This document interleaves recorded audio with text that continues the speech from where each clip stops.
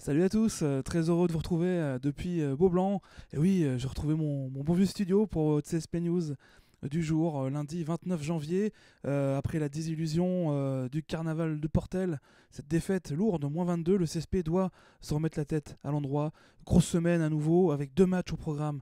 Dès demain soir en Eurocup, le dernier round d'Eurocup à domicile pour le Limoges CSP, avec la venue des Italiens de Gressonbonne, Reggio Emilia. Gros match, puisque les Italiens peuvent se qualifier pour le top 16 en cas de victoire.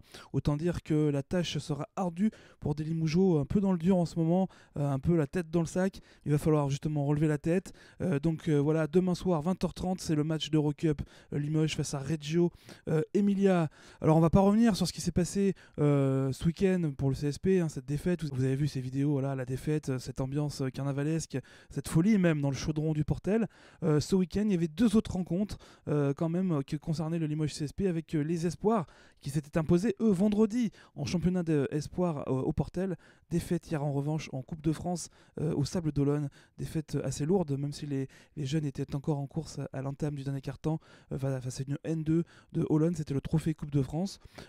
Par contre aussi la victoire des U18, les U18 cette année qui font énormément plaisir, la jeune génération qui est là et qui s'est imposée en championnat de France face à Poitiers. Bravo les jeunes. Pour le CSP, donc on l'a dit, demain le match face à Reggio Emilia en Eurocup, et puis samedi ce sera aussi un autre gros choc, gros événement avec la venue de Hier-Toulon.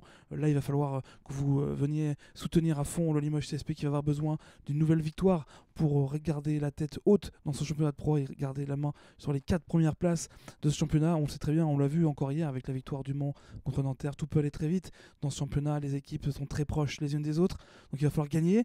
La semaine d'après il y aura encore deux autres matchs énormes avec Kazan et Le Mans. Voilà, de quoi bien s'occuper. D'ici là, je vous souhaite de passer une très bonne journée. Et n'oubliez pas, je suis de retour à Beaublanc, donc je suis de retour au cercle et je vous y attends à midi. Allez, bonne journée à tous et à demain.